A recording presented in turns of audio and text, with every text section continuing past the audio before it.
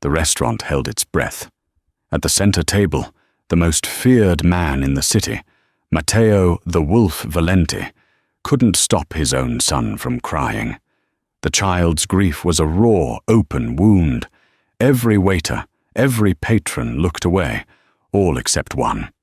Serafina, the new waitress, invisible in her black uniform, did the one thing no one else dared. She walked over. She knelt, and as the entire room prepared for violence, she began to speak.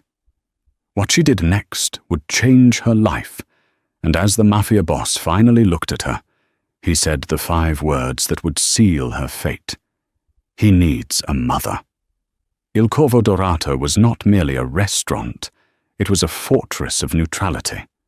Gilded in gold leaf and dark mahogany, it was the one place in the city where rival businessmen could dine without fear of bullets accompanying their branzino. The silence was expensive, the discretion absolute, and no table demanded more silence than Table 7, the permanent reservation of Matteo Valenti. Serafina Serra Rossi had been working at Il Corvo for 3 months. She was good at her job precisely because she was forgettable. She was quiet, efficient, and had a face that was pretty in a way that was easy to overlook, a blessing in a place like this. She needed this job. She needed the shadows it provided. She was, in every sense of the word, hiding in plain sight. Matteo Valenti was not a man one overlooked. He was the head of the Valenti family, a man who had inherited an empire of shadows and, through sheer, cold-blooded will, dragged it into a new era of terrifying legitimacy. He was known as the Wolf, a man of few words and decisive, permanent actions. He was also a widower.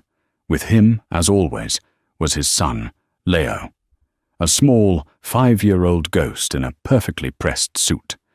Leo Valenti hadn't spoken a word in the 6 months since his mother, Maria, had been killed in a car bombing meant for his father.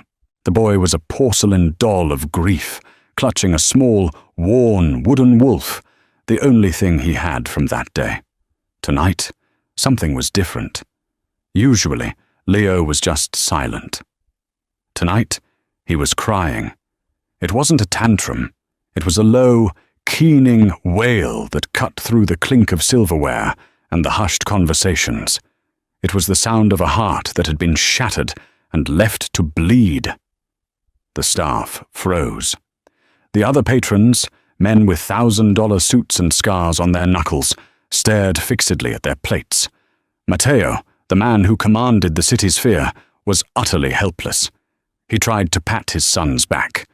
"Leo, basta. Enough." His voice, usually a tool of command, was rough and useless.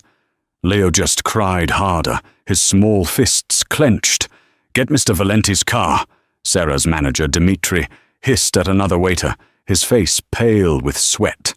He looked at Sarah. "Don't go near that table, do you hear me?"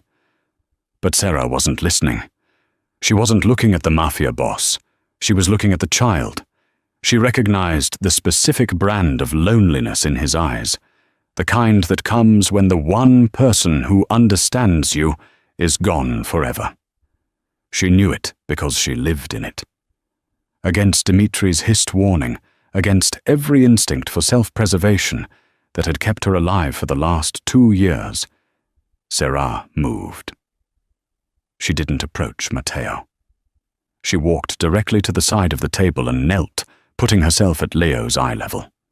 She ignored the 2 bodyguards, Luca and Nino, who tensed behind their boss, hands moving inside their jackets. The restaurant went dead silent. Matteo Valenti turned his head slowly, his grey eyes, cold as a winter sea, fixing on her. A death sentence. Sarah ignored him. She looked only at Leo. "That's a beautiful wolf," she said, her voice soft. Not a coup, but a simple statement of fact. Leo's cry hitched, startled. He clutched the wooden toy tighter. "May I see him?" Sarah asked. Leo shook his head, tears still streaming. "That's okay," Sarah said, nodding. He looks very special. It's good to hold on to special things." She reached into her own apron pocket and pulled out a simple, tarnished silver locket. She didn't open it. She just held it in her palm. "This was my mother's," she said, her voice just for him. "Sometimes I hold it so tightly, I worry it will break. But it never does." Leo's eyes fixed on the locket. His breathing was still ragged, but the wail had stopped. Sarah continued. "It's hard, isn't it? Feeling so big and sad inside that you think you might burst. Like you're a bottle with too much soda and the cap is on too tight." Leo sniffled. He looked at this strange woman, then at his father, then back at her. "You don't have to stop crying," Sarah whispered, a secret just between them. "But sometimes it helps to have a hand to hold while you do." She didn't offer her hand. She just waited, kneeling on the expensive rug, her knees aching. Slowly, so slowly, Leo's small hand unclenched. He reached out and didn't take her hand, but instead his finger touched the silver locket in her palm. He traced the engraving, a simple flower. A single, shaky breath left him. And then he was quiet. Not a happy quiet, but a settled quiet. Sarah stayed there for a long moment, just letting him be. Finally, she gave him a small, sad smile. "You're very strong, Leo Valenti." She tucked her locket away and slowly stood up, her joints popping. She smoothed her apron, her face carefully blank, and prepared to be fired, or worse. She turned.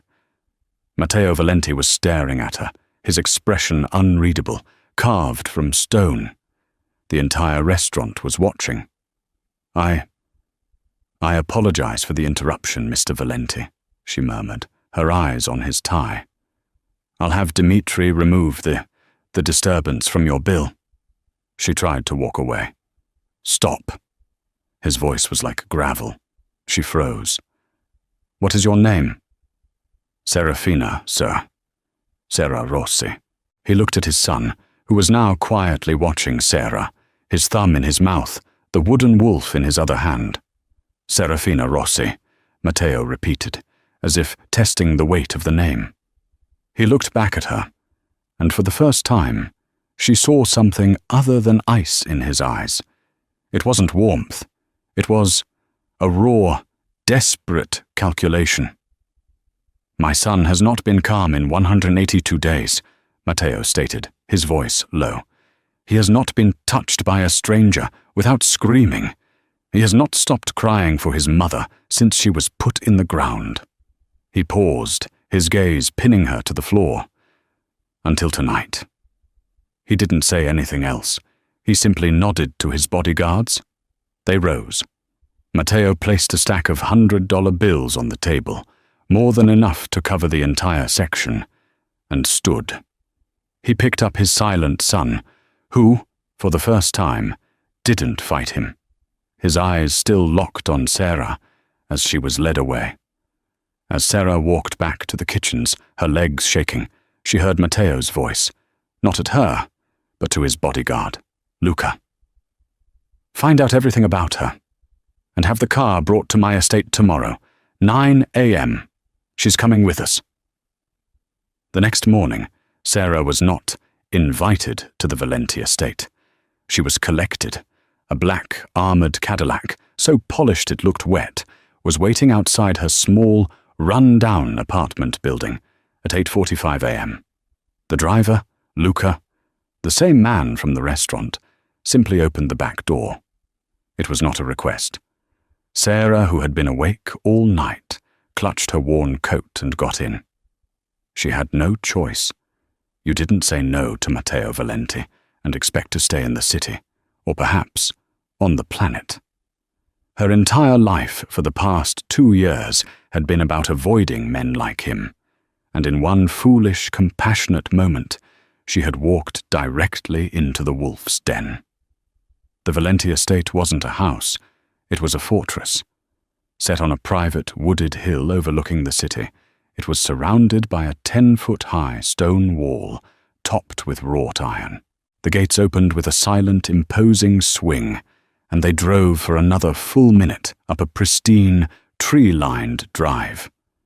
The house itself was a sprawling, classical villa of pale stone and dark, shuttered windows. It was beautiful, but it had no warmth. It was a monument to power and, Sarah thought, to grief. Luca led her through a cavernous, marble-floored foyer, her worn-out flats squeaking pitifully, and into a study. The room was dark, panelled in the same mahogany as the restaurant. One wall was a solid pane of glass overlooking a sombre, manicured garden. Matteo Valenti stood in front of it, staring out. He didn't turn around. "Leave us, Luca." The door clicked shut, the sound unnervingly final. Sarah's heart hammered against her ribs. "You're a hard woman to find, Serafina Rossi," Matteo said, his voice a low rumble. "No family. No social media. You've paid for everything in cash for the last 2 years. You've had 5 different addresses. You work at a restaurant you know is my territory. You're either stupid or you're running." Sarah's blood ran cold. He knew. He knew she was a ghost. I like my privacy, sir," she stammered. He turned, and the full force of his presence hit her. In the restaurant, he was a customer. Here, he was a king. Privacy is a luxury for those with nothing to hide. What are you hiding from? She swallowed. An ex-boyfriend. He was possessive. I needed a fresh start. It was a thin lie, but it was believable. Matteo studied her, his gaze stripping her bare. He didn't believe her. Not entirely. But he let it go. He had other priorities. "I saw what you did last night," he said, walking to his massive desk. "My son. The psychologists, the therapists, they are useless. They come here. They coo at him. They try to diagnose him. They treat him like he's a puzzle." "He's not a puzzle," Sarah said, her voice quiet but firm. "He's a child who lost his mother." Matteo's eyes snapped to hers. "And you know about that."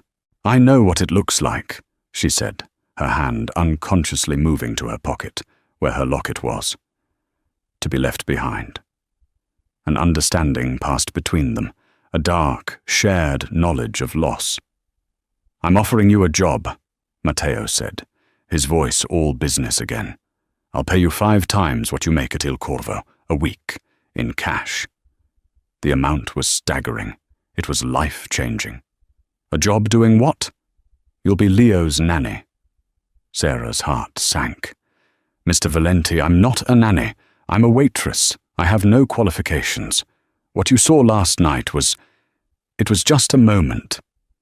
"I don't care about your qualifications," he said, stepping closer.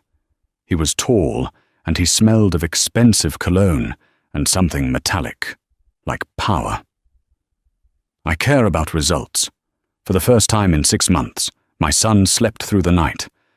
This morning, he didn't fight his housekeeper. He's sitting in the kitchen, waiting. He asked for the locket lady." Sarah's breath caught. He asked?" "He pointed," Matteo corrected, "but the intent was clear. He wants you." Sarah was torn. This was a cage, a beautiful, gilded cage, but a cage nonetheless, and it was owned by the most dangerous man she'd ever met. Her plan was to stay invisible, save money, and get out of the country. This was the opposite of invisible. "I can't," she said, shaking her head. "I'm sorry, Mr. Valenti. I can't. I'm not what you're looking for." She turned to leave. "You're right." His voice stopped her again. She turned back. He was looking at her, but his eyes were distant, focused on a pain she couldn't see. "You're not what I'm looking for." He motioned to a chair. "Sit." She sat. He remained standing, looming over her. "When my wife, Maria, died," he said, his voice flat, devoid of emotion, "she took the light in this house with her. But she left. An echo. And my son is chasing it. He's killing himself, Sarah. He doesn't eat. He doesn't sleep. He's fading. The doctors say he has profound grief. They say he needs closure. He leaned down, placing his hands on the arms of her chair, trapping her. His face was inches from hers. I don't give a damn about closure, he whispered, his voice intense. I care about survival. My son is dying, and you, for some reason, are the only thing that has pulled him back from the edge. He stood up straight, his gaze fixed on her. And then he said the words that had haunted her since the night before. He's not just crying, Sarah. He's desperate. He needs a mother. Sarah shot to her feet. And you think I can be that? You think you can just buy one? I told you, I'm just a waitress. I can't be a mother to your son. I'm not asking you to be his mother, Matteo roared, his control finally snapping. The power in the room seemed to dim. His mother is dead. He took a ragged breath, visibly reining in his temper. I am asking you to fill a role, to be a presence, to stop him from needing a ghost. He ran a hand through his dark hair. I am a powerful man, Ms. Rossi. I can buy cities. I can end bloodlines. But I cannot. His voice broke, just for a fraction of a second. I cannot make my own son want to live. The door to the study creaked open. Leo stood there, in his pajamas, clutching his wooden wolf. He looked at his father, then at Sarah. He walked past the desk, past his towering, terrifying father, and stood in front of Sarah. He looked up at her, his eyes, the same piercing grey as Matteo's, wide and searching. Then he held up the wooden wolf, an offering. Sarah's resolve crumbled. The lie she'd been living, the fear she'd been running from, it all paled in comparison to the raw, naked need in this child's eyes. She knelt, just as she had in the restaurant. She didn't take the wolf. Instead, she gently touched the toy's carved ear. He's wonderful, Leo, she said. Leo's tiny hand, still holding the wolf, moved to cover hers. His skin was warm. Sarah looked up at Matteo, her eyes shining with unshed tears. The cage was still a cage, but the prisoner needed her. I'll stay, she whispered. As his nanny, that's all. As his nanny. Matteo Valenti let out a breath. He looked like he'd been holding for 6 months. He nodded once, his face a mask of iron control once more. Good, he said. Luca will show you to your room. You'll move in today. The Valenti compound became Sarah's new world. It was a life of surreal, suffocating luxury. Her room was a full suite of rooms larger than her entire apartment, with a balcony overlooking the city. She had a clothing allowance, meals prepared by a private chef, and the silent, watchful protection of the Valenti staff. She was also never, ever alone. Luca or Nino, or another stony-faced guard, was always near. But for the first time in 2 years, the constant, gnawing fear in her stomach began to recede. The fear of her past, of being found, was replaced by a more immediate, tangible purpose. Leo. The first week was a silent negotiation. Leo wouldn't speak, but he would act. He'd take her hand and lead her to the garden. He'd sit and watch her as she read children's books aloud, his expression unreadable. Sarah didn't push. She didn't ask questions. She just existed. She sat with him on the floor of his massive, untouched playroom and helped him build towers. She ate her meals with him in the kitchen, not in the cavernous dining room. She learned from the housekeeper, a kind older woman named Sophia, that Leo loved lemon cookies, but hated the color green. And slowly, a sliver of the boy behind the grief began to emerge. One afternoon, she was drawing, sketching the garden from the balcony. Leo watched her. She offered him the pad. He shook his head. She shrugged and kept drawing. A few minutes later, she felt a tug on her sleeve. He was holding a crayon. He didn't draw on her pad, but on a napkin. He drew two figures. One was very small. One was taller, with scribbled brown hair, holding a locket. Sarah's heart ached. "Is that us?" Leo nodded. Then, in a voice that was hoarse from disuse, so quiet she almost missed it, he whispered one word. "Sarah." She froze. He'd spoken. He'd said her name. She beamed, a real, unguarded smile. "That's right, Leo. That's me." Matteo, who had been watching from the doorway, felt a strange, unfamiliar tightening in his chest. He heard the word. He saw the smile. He'd been so focused on his son's survival, he hadn't realized how much he'd missed the sound of life in this house. But Sarah's growing influence did not go unnoticed, and it was not universally welcomed. Matteo Valenti's organization was not a one-man show.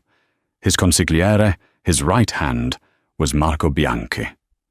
Marco was shrewd, ambitious, and utterly pragmatic. He saw the world in ledgers and power plays, and he saw Serafina Rossi as a dangerous variable. Worse, Marco had a sister. Bianca Bianchi was the opposite of Sarah. She was a creature of ice and fire, devastatingly beautiful, impeccably dressed, and openly, desperately in pursuit of Matteo. It had been the understanding in the organization that, after a respectable period of mourning, Matteo would marry Bianca, cementing the Bianchi family's loyalty and power. Sarah's presence was a threat to that. Bianca arrived at the compound unannounced one afternoon, ostensibly for tea, to find Sarah and Leo in the garden, planting flowers. "Well, well," Bianca's voice, a syrupy drawl, cut through the peaceful afternoon. She was draped in white linen, a stark angelic contrast to Sarah, who was covered in dirt. "The help is playing in the mud. How charming." Sarah stood, brushing dirt from her jeans. "Hello, I'm Sarah, Leo's nanny." "Oh, I know what you are," Bianca said, her smile not reaching her cold blue eyes. She ignored Sarah and crouched down to Leo. "Leo tesoro, look what I brought you." She produced a new, shiny, plastic toy wolf.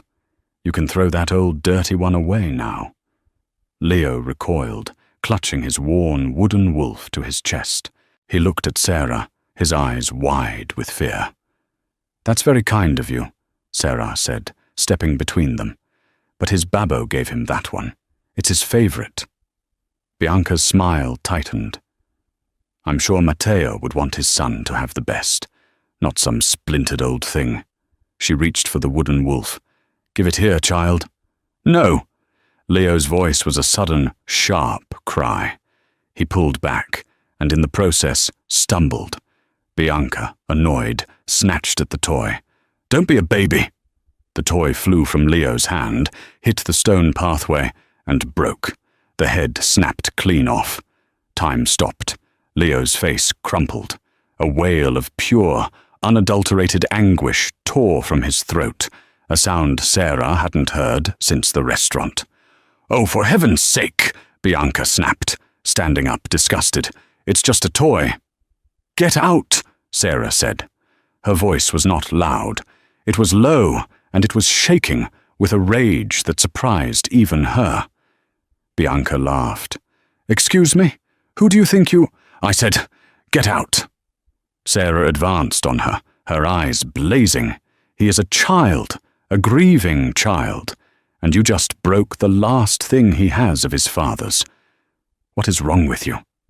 Bianca, incensed at being challenged by a servant, raised her hand, her nails glinting. "You forget your place, you little—" She swung, aiming to slap Sarah across the face. Sarah's hand shot up and caught Bianca's wrist in a steel grip. The garden went silent, save for Leo's heart-breaking sobs. Sarah's knuckles were white. Bianca's eyes were wide with shock. "My place," Sarah said, her voice dangerously quiet, "is with him. And you will never touch him or me again." "What?" a deep voice cut through the tableau. "Is going on here?" Matteo Valenti stood on the patio, flanked by Marco Bianchi. His face was thunder. Bianca immediately burst into tears. "Matteo, thank God! This creature! She attacked me, and she upset Leo!" Sarah didn't let go of Bianca's wrist. She didn't look at Matteo. She kept her eyes locked on Bianca. "She's lying," Sarah said, her voice clear. "She broke Leo's toy, on purpose. Then she tried to hit me." Marco Bianchi stepped forward. "Matteo, this is absurd. My sister would never— This girl is a liar, a common waitress trying to— She's not lying." Everyone turned. Leo had stopped crying. He was standing, shaking, his small fists clenched. He pointed a tiny, accusing finger at Bianca. "Bad," he said. "Bad lady." Matteo's gaze went from Leo to Bianca's wrist still in Sarah's grip, to the broken wolf on the path. The pieces clicked into place. His voice was terrifyingly calm. "Bianca, get out of my house." "Matteo!" she gasped, horrified. "You're taking her side?" "I am taking my son's side," he said. "Marco, take your sister home, now." Marco's face was a mask of cold fury. He despised this, the humiliation. He grabbed his sister's arm. "Come, Bianca, we are leaving." Bianca ripped her arm from his grasp and stalked away, her white linen dress swishing. The garden was quiet again. Sarah finally let her hand drop, her entire body trembling. She knelt and picked up the two pieces of the broken wolf.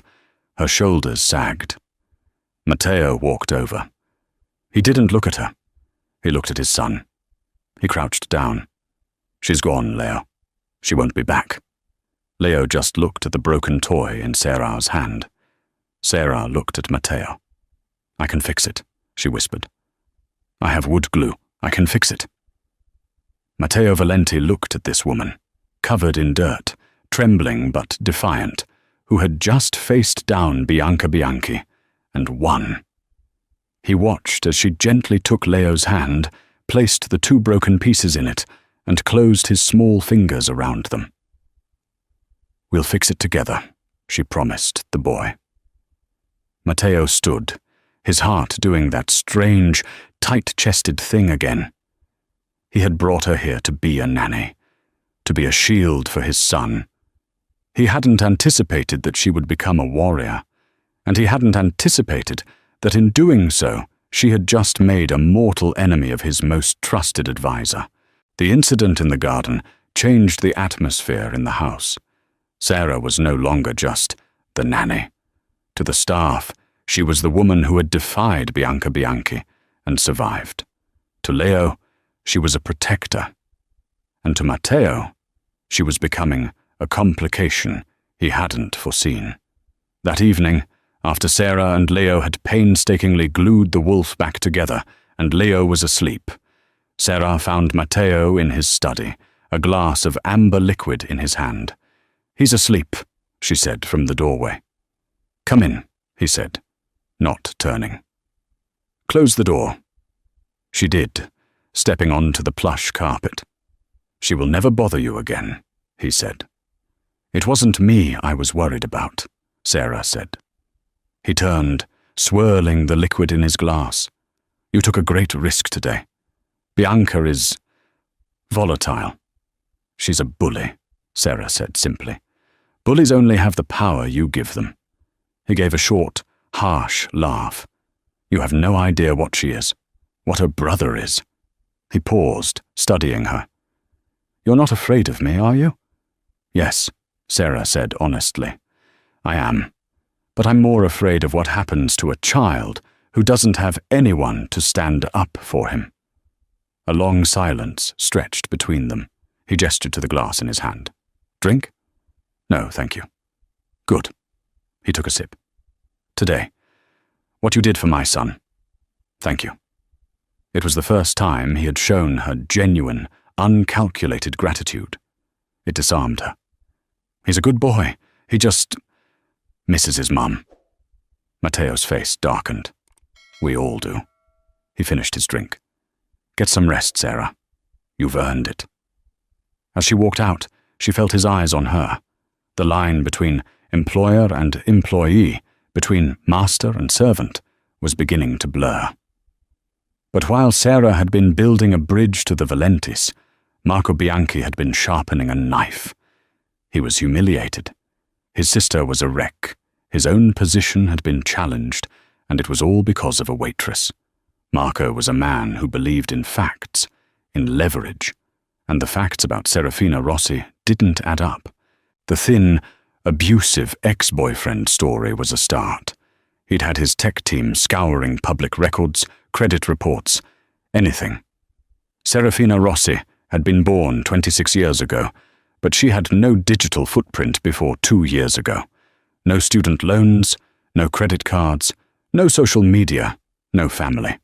She had paid for a new driver's license, in cash, 2 years and 3 months ago. She wasn't a person. She was a cover. He spent 2 days, sleepless, digging. He ran her photo through facial recognition databases, cross-referencing with old news articles, society pages, anything. He got a hit. It wasn't a strong match. It was a grainy photo from a society gala, 4 years old, a charity ball. In the background, a young woman with a different haircut, a different smile, stood next to a man. Marco zoomed in on the man. His blood ran cold. Thomas Petrocelli. Thomas Petrocelli, the chief accountant and consigliere for the Falcone family, the Valenti's most bitter, most hated rivals. The man who, 2 years ago, had allegedly tried to turn state's evidence, taking his ledger books with him. The man who had been disappeared by the Falcones before he could testify, his entire life scrubbed from existence. Marco looked back at the girl, younger, happier, but the eyes were the same defiant, sad eyes as the waitress in Matteo's house. My God, Marco whispered. He'd found a ghost. He didn't call. He drove to the estate, bursting into Matteo's study without knocking. We have a problem, Marco said, his voice grim. Matteo looked up from his desk, annoyed. I'm busy.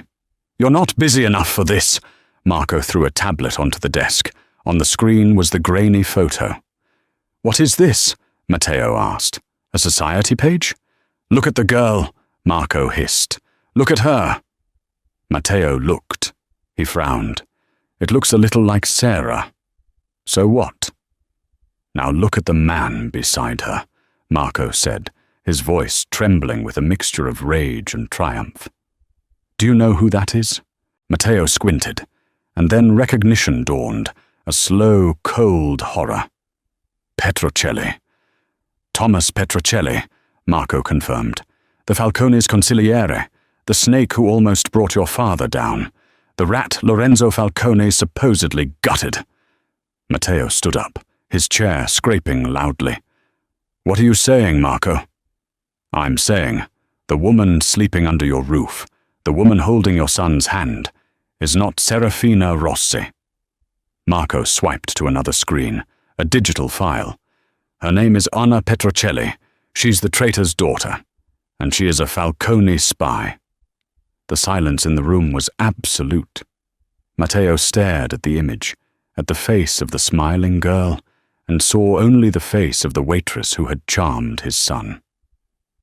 She's been playing you, Marco said, pressing his advantage. Playing all of us. She comforts your son. She stands up to my sister. She worms her way in. How better to destroy the Valenti family than from the inside? Using your own son against you. Matteo's face was pale. The blood had drained from it. He thought of her lies about her past, her privacy, her abusive ex. It all clicked. She has her father's ledgers. Marco spat. She must. She's here to finish what he started, to destroy us." Matteo said nothing. He walked to the window, staring out at the garden where, just yesterday, he had watched her with his son. The tenderness he'd felt was replaced by a cold, black, volcanic rage. He had been played. His son had been used. He pressed the intercom on his desk. "Luca." "Yes, Don Valenti." "Find Serafina. Bring her to my study. Now. And tell Nino to guard my son's room. She is not to go near him." He turned back to Marco, his eyes no longer the cold grey of the sea, but the flat, dead black of a shark's. "You will not speak of this to anyone," he commanded. "Matteo, what are you going to do?" Marco asked, a predatory gleam in his eye. "We should take her to the warehouse. We end this. Tonight." "No," Matteo said, his voice a low growl. "First, she's going to tell me the truth. And then I'm going to make her wish she was never born." The door to the study opened. Sarah stepped in, a small, questioning smile on her face. "Mr. Valenti? You wanted to see me?" Her smile died when she saw his expression, and Marco Bianchi, standing by the desk like an executioner. "Close the door, Anna," Matteo said. The name hit her like a physical blow. She stumbled, her hand flying to her throat, to the locket hidden under her shirt. I don't know who you're talking about." "Don't!" he roared, slamming his fist on the desk. "Don't you dare lie to me again!" He strode across the room and grabbed her arm, his fingers biting into her skin like a vice. He dragged her to the desk and spun the tablet around. "Anna Petrocelli!" he snarled, jabbing a finger at the photo. "Daughter of Thomas Petrocelli, the Falcone family's snake. You come into my house, you put your hands on my son, you lie to my face." Tears streamed down Serra's Anna's face. It was over. The life she'd tried to build, the safety she'd almost felt, was gone. "Is it true?" he demanded, shaking her. "Are you a spy? Were you sent here by Lorenzo Falcone to finish what your father started?" "No," she cried, the truth finally tearing out of her. "No, I'm not a spy." "Liar!" Marco spat. "She's lying, Matteo. She has the ledgers. She's here to destroy us." "Is that what you think?" Anna ripped her arm from Matteo's grasp, her fear momentarily replaced by a lifetime of repressed anger. "You think I'm a spy? My father wasn't a traitor. He wasn't trying to destroy your father. He was trying to get out. He was trying to protect me." The raw conviction in her voice stopped both men cold. "Lorenzo Falcone," she said, the name like acid on her tongue. "He's a monster. My father worked for him. Yes. He cooked his books. Yes. But he wanted a different life for me. He was saving money, creating an exit. He was going to take the ledgers not to the feds, but as insurance, to keep us safe once we were gone." She was sobbing now, the story pouring out of her. "But someone tipped Falcone off. They came to our house. I was hiding, in the pantry, like he told me to, when bad men came. I heard them kill him. I heard them," she choked. "And they were looking for me. And for the ledgers." She looked at Matteo, her eyes pleading. "I ran. I've been running for 2 years. I changed my name. I cut my hair. I worked in kitchens, in bars, and finally, here. I came to Il Corvo because it was your territory. I thought Falcone would never look for me in the one place I should be most afraid of. I've been hiding from the Falcones, Mr. Valenti, not spying for them." The study was silent. Marco looked skeptical. "A convenient story." "Is it?" Anna said, her voice raw. "Would a spy throw herself in front of your sister to protect a little boy? Would a spy have this?" She pulled the locket from her shirt. She clicked it open. Inside was not a picture. It was a tiny, folded piece of paper. A key. a key to a storage locker. "This is all I have left of him," she whispered. "This, and a name he made me memorize. A locker. I don't even know what's in it. I was too afraid to go. I was just trying to survive." Matteo stared at the key. He looked at her tear-streaked face. He saw her, really saw her, for the first time. Not just a nanny, not just a spy, but a woman, alone, trapped between two warring empires. A woman just like him, a survivor of a war she didn't start. His rage was gone, replaced by a cold, hard clarity. "She's telling the truth," Matteo said, his voice flat. "Matteo!" Marco was aghast. "You can't believe this. She's the daughter of our enemy." "She's the daughter of a dead man," Matteo corrected. "And she's the one person in the world the Falcones want. They don't just want her dead, Marco. They want what she knows. They want what's in that locker." He began to pace. The problem of Anna Petrocelli had just transformed. She was no longer a threat. She was an asset, a weapon. "She's a security risk, Matteo," Marco insisted, his voice low. "We can't keep her here. The Falcones find out she's here, they'll tear the city apart to get her. Kill her. It's the only way to be clean. It's business." "No," Matteo said. He stopped in front of Anna. She was still trembling, but she met his gaze. "He's right about one thing," Matteo said. "You're a ghost. You're a liability. The Falcones are looking for Anna Petrocelli. They'll find you eventually. And when they do," he leaned in, "they will hurt you. And they will hurt my son to get to you." "So what do you want me to do?" she whispered. "Run again." "There is nowhere to run," Matteo said. "Lorenzo Falcone's reach is long. There is only one way to protect you. One way to hide you from him forever." "How?" Matteo looked at her, his grey eyes calculating, cold and something else, something she couldn't name. "You hide a ghost by making it real. You protect a liability by making it an untouchable asset." He straightened his tie. He was no longer a grieving father or an angry man. He was the Don. "You're right," he said, referencing their conversation from that morning. "Leo needs a mother. And I need a wife." Anna's blood turned to ice. "What? What did you say?" "Marco's solution is to kill you. It's clean. But it's a waste," Matteo said, as if discussing a stock purchase. "And it would destroy my son. I saw his face today. He spoke. For you."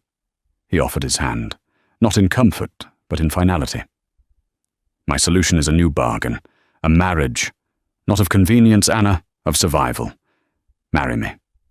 Tomorrow." You're insane," she breathed. "I'm a pragmatist," he shot back. "Listen, as Serra Rossi, you are a target. As Anna Petrocelli, you are a dead woman. But as Anna Valenti, wife of the Don, you are untouchable.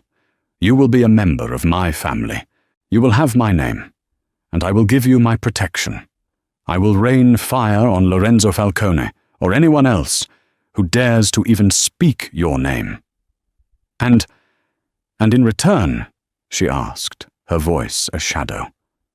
Matteo's face softened, just for a moment. He glanced toward the door, in the direction of his son's room. "In return," he said, his voice dropping, "you will be what you've already become. You will be a mother to my son. You will bring life back into this house. You will give me your loyalty, and you will never, ever lie to me again." He stood there, his hand extended.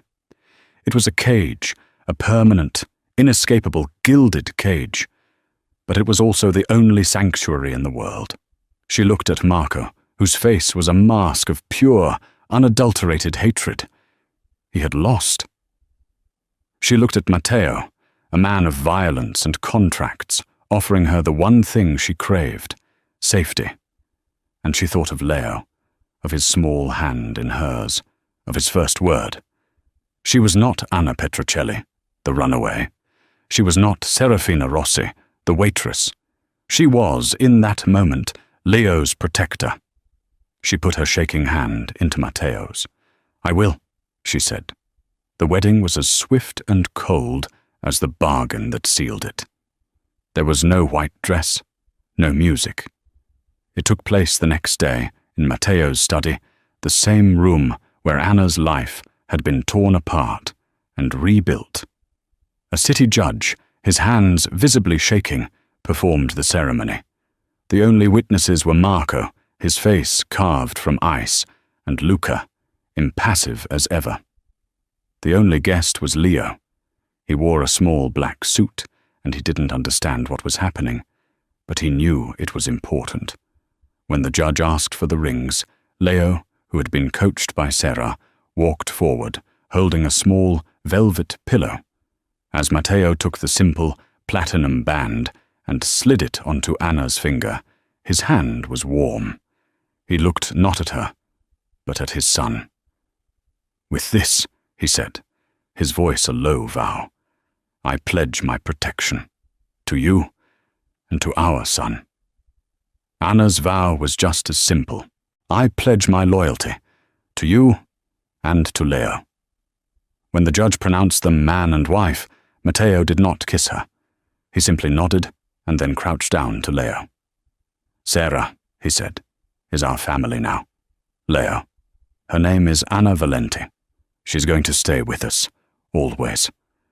Leo, who had been watching the ring on Anna's hand, simply smiled. He leaned in and, for the first time, gave Anna a kiss on the cheek. It was the only real, warm thing in the entire terrifying ordeal. The news hit the underworld like a grenade. Matteo Valenti marries Nanny. It was a scandal. It was a sign of weakness. To Bianca Bianchi it was a declaration of war. To Lorenzo Falcone it was a curiosity. Marco, furious but bound by loyalty, had put out the official story. The Don had been quietly courting the nanny, and for the sake of his son, had made it official. It was a love story. Lorenzo Falcone, a man who looked like a jovial grandfather and had the heart of a serpent, didn't buy it. He ran the name Serafina Rossi. He too found the paper-thin cover. But unlike Marco, he didn't have the photo to connect the dots. Not yet. But the marriage had an immediate and dangerous consequence. It enraged Marco. He saw Anna as a usurper, a snake who had tricked her way into the family. He began, in small, subtle ways, to undermine her. He and Bianca worked in concert. Bianca would, accidentally, let slip to other mafia wives that the new donor was common, uneducated. Marco, meanwhile, would protect Anna by restricting her access. He'd forget to inform her of family dinners. He'd give her bad advice on how to manage the staff, designed to make her look foolish and weak. He tried to isolate her. It didn't work. Anna had spent 2 years being invisible. She knew how to watch, how to listen. She saw the whispers. She felt the cold shoulders. But she also wasn't Sarah anymore. The first test came at a formal Valenti family dinner. Bianca was there, oozing contempt. She watched as Anna, unused to the formal setting, nearly used the wrong fork. "In my family," Bianca said, her voice loud in a lull in the conversation, "we were taught which forks to use. But I suppose in a diner, you just use your hands." The table went silent. Matteo tensed. Anna put her fork down. She looked at Bianca, a calm, level gaze. "You're right, Bianca. I didn't grow up with this. I grew up with a father who taught me that the content of your character matters more than the quality of your silverware." She picked up her water glass. "He also taught me about numbers. For instance," she looked at Marco, "I've been reviewing the household accounts. It's fascinating. The catering budget for family dinners like this has increased 30% in the last 6 months, yet we're serving the same menu. That's a remarkable discrepancy." Marco's face went pale. Matteo, who had been watching, hiding a small smile, leaned in. "Is that so, mia cara?" "It is," Anna said, turning to her new husband. "I also noticed a significant consulting fee paid monthly to a company, BB Imports, that seems to have no function, no warehouse, and is registered to a P.O. box in your sister's name." Bianca gasped. Marco's eyes were murderous. Anna had just exposed them. She had, in one quiet statement, shown them all that she was not stupid, and she was not afraid. Matteo Valenti threw his head back and laughed, a real, deep, genuine laugh, the first one the family had heard in a year. "Well," he said, wiping his eye, "it seems my wife is not just a pretty face. She has her father's eye for numbers." He looked at Marco, his smile gone. "Fix it. And Marco, my wife will be co-signing all household and organizational expenditures from now on. She has," he put his hand on Anna's, "my full confidence." Anna had won the battle. She had established her power as Donna Valenti. But she had also just started a war. Across town, Lorenzo Falcone was growing impatient. The Waitress story still bothered him. He'd been digging into Thomas Petrocelli's life. He knew Petrocelli had a daughter. He'd seen blurry high school photos. Her name was Anna. He sent one of his men to Il Corvo Dorato to rough up the manager, Dimitri. "This Sarah Rossi," the thug said, "the one who married Valenti. What did she look like?" Dimitri, terrified, described her. Brown hair, sad eyes.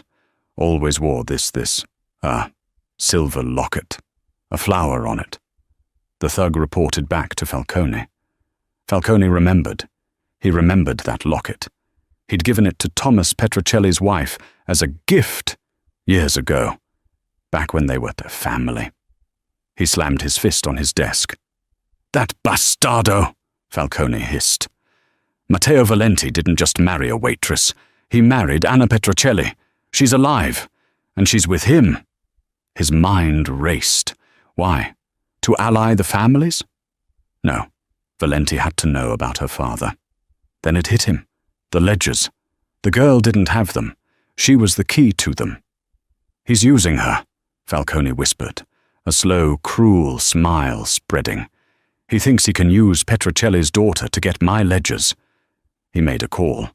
"I want to sit down with Valenti. It's time we discussed his new acquisition." The war was no longer cold. It was about to begin. The sit-down at the Stockton Hotel was thick with tension. Lorenzo Falcone, smiling like a serpent, made his offer. "Give me the girl, Matteo. Her and the ledgers she has, and my shipping empire is yours." Before Matteo could refuse, Anna stepped forward, her gaze like ice. "He's offering you something that's already mine to take." She dangled her locket. "You think you're here to negotiate. You're here to surrender." Anna revealed her father's true genius. The locket's key didn't open a locker. It was a fail-safe. The real ledgers were digitized in a bank vault, with copies sent to the U.S. Attorney and the New York Times, set to be released upon her death or disappearance. "You can't kill me, Lorenzo," she said, her voice clear. "And you can't have my father's books, but I have yours." In a devastating blow, she also used her knowledge to expose Marco Bianchi's secret, treacherous deals with Falcone, sealing his fate with a single sentence. Broken, Falcone had no choice. Anna didn't trade. She commanded. He would publicly cede his businesses to the Valenti family as an apology and live out his days in humiliation. Back at the estate, the war was over. Matteo looked at his wife, not as a bargain, but with pure awe. "The contract is over, Anna," he said, taking her hands. "You're not here for my protection. You're my partner, my Donna, and the woman I love." He kissed her, sealing their new, true beginning. The next morning, the last wall of their gilded cage crumbled when Leo ran into the garden, laughing, and jumped into her arms. "Morning, Mama." And so the waitress who walked into the wolf's den didn't just survive. She became the queen of the pack. She proved that the most dangerous weapon isn't a gun or a name, but a mind that sees what others miss and a heart that's brave enough to act. She turned a marriage of convenience into a partnership of power, and a silent, broken boy into a laughing son. They say in the Mafia, blood is everything. But Anna, Valenti proved that sometimes the family you choose is the one that gives you the most power of all. What did you think of Anna's ultimate checkmate? Was Matteo's bargain fair, or was it just another cage? Let us know in the comments. Thank you for watching. If you loved this story of drama, danger, and karmic justice, be sure to hit that like button, share this video with a friend who loves a good twist, and most importantly, subscribe to our channel so you never miss another story.